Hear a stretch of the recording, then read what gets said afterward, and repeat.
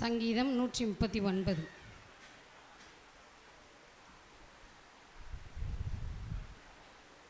ராகத்தலைவனுக்கு ஒப்புவிக்கப்பட்ட தாவீதின் சங்கீதம்.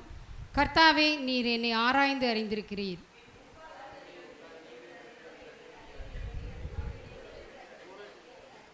நான் நடந்தாலும் படுத்திருந்தாலும் என்னை சூழ்ந்திருக்கிறீர்.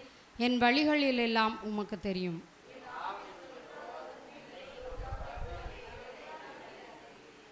முற்புறத்திலும் பிற்புறத்திலும் நீர் என்னை நெருக்கி முது கரத்தை என்மேல் வைக்கிறீர். உம்முடைய ஆவிக்கு மறைவாக எங்கே போவேன்? உம்முடைய சமூகத்தை விட்டு எங்கே ஓடுவேன்?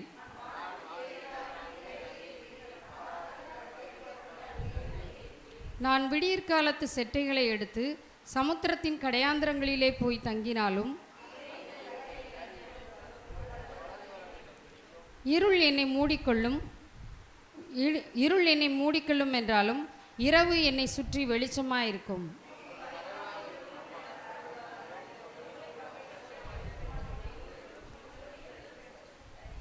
நீர் என் உள்ளிந்திரியங்களை கைகொண்டிருக்கிறீர்.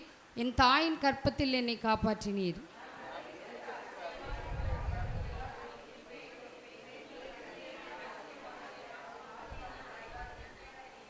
நான் ஒளிப்பீடத்திலே உண்டாக்கப்பட்டு பூமியின் தாழ்விடங்களிலே விசித்திர வினோதமாய் உருவாக்கப்பட்ட போது என் எலும்புகள் உமக்கு மறைவாயிருக்கவில்லை.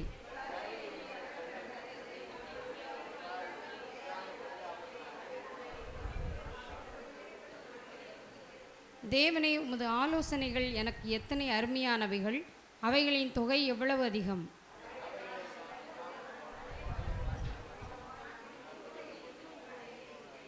தேவனே, நீர் துன்மார்க்கனை அழித்தீரானால் நலமாயிருக்கும்.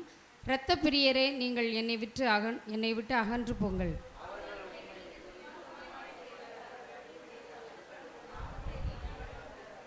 கர்த்தாவே, உம்மை பகைக்கிறவர்களை நான் பகையாமலும் உமக்கு விரோதமாய் எழும்புகிறவர்களை அருவருக்காமலும் இருப்பேனோ?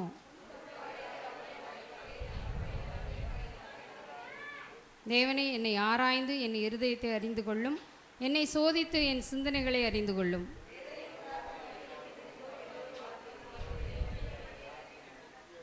யாவரும் அமர்ந்து கொள்வோம். ஆண்டவராகிய இயேசு கிறிஸ்துவின் நாமத்தினாலே உங்கள் யாவருக்கும் என்னுடைய வாழ்த்துதலை தெரிவித்துக் கொள்கிறேன். இந்த சங்கீதம் 39 அது மிகவும் ஒரு அருமையான ஒரு சங்கீதம். கர்த்தர் நம்மை ஆராய்ந்து அறிந்திருக்கிறார். அல்லேலூயா. ஒருத்தரும் நம்மளை ஒரு மனுஷனை இன்னொரு மனுஷன் அறிவது போல அல்ல, கர்த்தர் ஆராய்ந்து அறிந்திருக்கிறார். ஆராய்ச்சி அப்படிங்கிறது என்ன அப்படின்னா, ஒரு பாடத்தில் ஆராய்ச்சி பண்ணுறாங்க அப்படின்னா அதில் டாக்டர் பட்டம் கொடுப்பாங்க. நிறைய அதை தீசிஸ் பண்ணி நிறைய எழுதி என்ன செய்வாங்க, ஆராய்ச்சி பண்ணி அதுக்கு ஒரு பட்டம் வாங்குவாங்க. அதுக்கு பேர் தான் டாக்டர் பட்டம் அப்படிம்பாங்க. டாக்டர்னு போட்டால் சும்மா போட முடியாது. நிறைய ஆராய்ச்சி செய்து அதை கற்றுக்கொண்டு அதற்கப்புறமா தான் என்ன பண்ணுவாங்க, அதுக்கு டாக்டர் பட்டம் கொடுப்பாங்க. கர்த்தர் நம்ம ஒவ்வொருத்தருக்கும் ஒவ்வொரு டாக்டர் பட்டம் வாங்கியிருக்காரு. அல்லேலூயா. ஒவ்வொருத்தரையும் ஆராய்ந்து அறிந்திருக்கிறார். அல்லேலூயா. அவருடைய அறிவு நம்முடைய அறிவுக்கு எட்டாது. அது ஒரு 6வது வசனத்தில் போட்டிருக்கு பாருங்க. இந்த அறிவு எனக்கு மிகுந்த ஆச்சரியமும் எனக்கு எட்டாத உயரமுமாய் இருக்கிறது. அவர் நம்மை அறிந்து கொண்ட அந்த விதம் நம்ம அறிவுக்கு என்ன செய்யாதான், எட்டாது. அப்படிப்பட்டு உயரமும் ஆச்சரியமானதாக காணப்படுகிறது. அல்லேலூயா. அல்லேலூயா. ஆகார் என்கிற பெண்மணியை பார்க்குறோம். அந்த பெண்மணி தன்னுடைய மகனோடு கூட என்ன செய்கிறா, துரத்தி விடப்பட்டவளாய் வனாந்திரத்தில் போய் கொண்டிருக்கா. அப்போ பிள்ளை சாகிறதை பார்க்க முடியாமல் என்ன செய்கிறா, கத்துறா. அந்த இடத்துல யார்? தேவன் கிரியை செய்கிறார். அல்லேலூயா. அவர் ஒரு பெரிய துறவை அவள் கண்கள் திறக்கப்படும்படியாய் காண்பித்து என்ன செய்கிறாரு, அவளை பார்த்து என்ன செய்கிறாரு, அவளுக்கு தேவையான அந்த தண்ணியை கொடுத்து அந்த பையனோட கூட தேவன் இருந்தார்னு போடப்பட்டிருக்கு. ஆதியாகமத்தின் புஸ்தகம் 21ஆம் அதிகாரத்தில் போடப்பட்டிருக்கு. தேவன் பிள்ளையோடு கூட இருந்து அவனை ஒரு பெரிய ஜாதியாய் மாற்றினார். அல்லேலூயா. அப்படியே விட்டுட்டு போகிற தேவன் அல்ல. ஒரு பெண்மணி அவன் என்ன பண்ணுறா, ஆபிரகாமுக்கு மறுமனையாட்டியாக வரா. அது ஆபிரகாம் எடுத்த முடிவு தான். இருந்தாலும் அவளை துரத்தி விடலை தேவன். அவளுடைய காரியங்களையும் தேவன் என்ன செய்கிறார், சந்திக்கிறார். அல்லேலூயா. சாமுவேலின் புஸ்தகத்தில் பார்த்திங்கன்னா 1ஆம் அதிகாரத்தில் இந்த அன்னாள் ஆலயத்தில் தேவ சமூகத்தில் அவருடைய கண்ணீரை ஊற்றி ஜெபிச்சா. ஆனால் அந்த ஏலிக்கு என்ன செய்யலை, தெரியலை. அவருடைய மனக்லேசம் வந்து அவருக்கு தெரியலை. அதே ஆலயத்தில் நேரடியாக பார்க்குற ஒரு மனுஷன்தான் இந்த ஏலி. ஆனால் அவரால் என்ன செய்ய முடியல, இந்த அன்னாளினுடைய இருதயத்தை பார்க்க முடியல. ஆனால் தேவன் பார்த்து அவளுக்கு பதில் கொடுத்தார். அல்லேலூயா, அல்லேலூயா. இந்த ஏலி என்ன செஞ்சார், இவன் ஏதோ குடிச்சிட்டு புலம்பிட்டு கிடக்கா அப்படின்னு சொல்லி, ஓவராக குடிச்சிட்டா போல, அதான் புலம்பிட்டு இருக்கான்னு சொல்லி அவர் என்ன செஞ்சார், சாதாரணமாக கடந்து போயிட்டார். இதே போல தான் நம்ம இருதயத்தில் இருக்கிற எண்ணங்களை பக்கத்தில் இருக்க மனுஷன் யாரும் என்ன செய்ய முடியாது, அறிய முடியாது. அவங்க என்ன செய்வாங்க, இவங்களுக்கு வேறு வேலையில் எப்போ பார்த்தாலும் புலம்பிகிட்டே தான் இருப்பாங்க, அவங்க அப்படி தான் புலம்புவாங்க. நம்ம யார்ட்டையாவது நம்மளுடைய கதையை சொன்னாலும் என்ன செய்வாங்க, இவங்களுக்கு வேறு வேலையில் இப்படி தான் புலம்புவாங்கன்னு சொல்லி என்ன செஞ்சுருவாங்க, கடந்து போயிடுவாங்க. ஆனால் நம்முடைய இருதயத்தை யார் பார்க்குறா, கர்த்தர் பார்க்கிறார். அல்லேலூயா. 2 ராஜாக்கள் 20ஆம் அதிகாரத்தில் பார்த்திங்கன்னா, எசேக்கியாங்கிற ராஜா வந்து வியாதிப்பட்டிருந்தான். அந்த ஏசாயா வந்து சொல்கிறாரு, நீ வந்து சீக்கிரம் என்ன பண்ண போகிற, மரணிக்க போகிற, உன்னுடைய வீட்டு காரியங்கள்லாம் ஒழுங்குபடுத்து அப்படின்னு சொல்கிறாரு. சொல்லிவிட்டு என்ன செஞ்சுறாரு, கடந்து அரண்மனையை விட்டு இந்த முற்றத்து வாசலில் கூட போகல. ஆண்டவர் திருப்பி உடனே செய்கிறாரு, நான் அவனுக்கு 15 வருஷத்தை கூட்டி கொடுத்தேன், போய் சொல்லு அப்படிங்கிறாரு. இதுக்கு இடையில என்ன நடந்ததுன்னா, உடனே அவர் என்ன பண்ணுறாரு, தேவனை நோக்கி பார்க்குறாரு. தேவன் எசேக்கியாவின் இருதயத்தை பார்க்கிறார். அல்லேலூயா.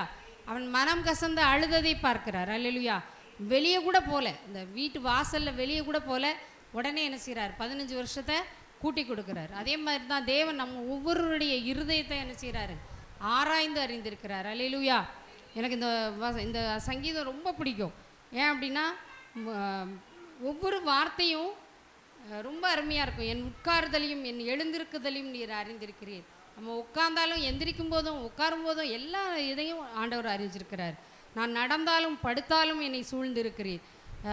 என் முற்புறத்திலும் பிற்புறத்திலும் என்னை நெருக்கி முது கரத்தை என் மேல் வைக்கிறீர். பாருங்கள், எவ்வளோ ஒரு கஷ்டம் வந்தாலும் சரி, பின்னாடியும் இருக்கும் முன்னாடியும் இருக்கும், இங்கே அசைய முடியலை. அப்போ கடவுளோட கரம் எங்கே இருக்குது, நம்மளுடைய தலைமையில் இருக்கும். அல்லேலூயா, அல்லேலூயா. முன்னாடியும் என்ன செய்ய முடியாது, மூச்சு விட முடியாது. நான் அந்த மாதிரி சிச்சுவேஷன்லாம் கடந்து வந்துருங்க. இங்கேயும் திரும்ப முடியாது, அங்கேயும் திரும்ப முடியாது. அப்போ ஆண்டவருடைய கரம் அந்த என் மேலே அமர்றதை நான் கவனிச்சிருக்கேன். அந்த மாதிரி காரியங்கள் அநேகம் உண்டு. இந்த வசனங்கள்லாம் ரொம்ப அதான் அழகாக போட்டிருக்காரு. இந்த அறிவு எனக்கு மிகுந்த ஆச்சரியமும் எனக்கு எட்டாத உயரமாக இருக்கிறது. அது ஆச்சரியத்தை கொடுக்குதான். தேவன் நம்மை நடத்துகிற விதம் வந்து ஆச்சரியத்தை கொடுக்குது. அல்லேலூயா. அதனால தான் அவர் ஆராய்ந்து அறிந்திருக்கிறார். சும்மாலாம் அறிஞ்சிட்டு போல, அவர் ஆராய்ந்து, நம்ம ஒவ்வொருத்தரையும் ஆராய்ந்து, நம்மளுடைய இருதயங்கள்லாம் பார்த்தா என்ன செஞ்சிருவாங்க, 1000 தடவை ஆண்டவர் சூசைட் பண்ணும். அவ்வளோ தூரத்துக்கு கேடு உள்ளது நம்முடைய இருதயம், மகா கேடு உள்ளதும் திருக்குள்ளதுமா இருக்கிறது.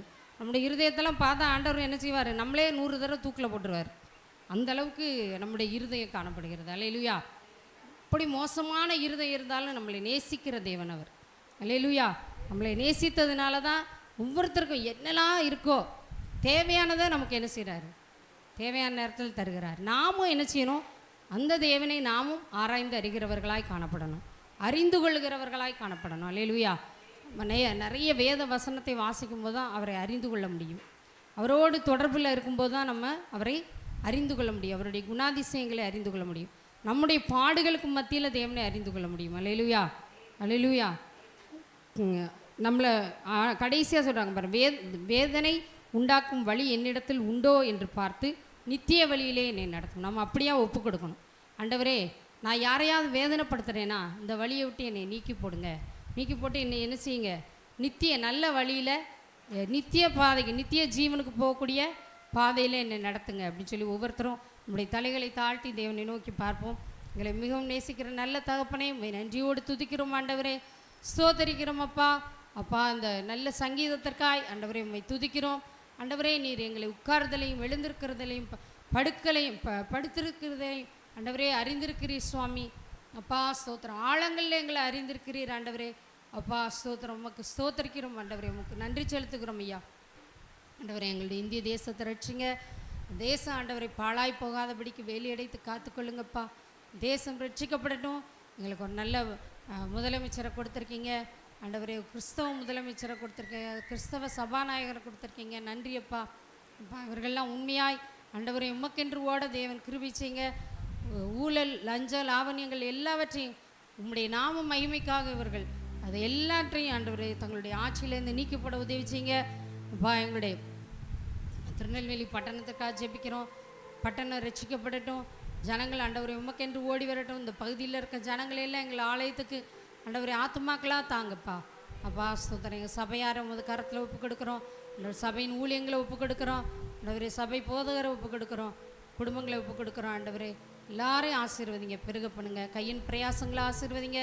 வந்திருக்கிற சபையார் ஒவ்வொருவரையும் திருப்தியாக்கி நடத்துங்கப்பா. எல்லா துதி கனமையுமே எல்லாவற்றையும் ஒருவர் இயேசுவின் நாமத்தில் ஒருவருக்கே செலுத்துகிறோம். இயேசுவின் மூலம் ஜெபங்கள் ஜீவனில் நல்ல பிதாவே, ஆமென். சாட்சி சொல்றவங்க சாட்சி சொல்லலாம்.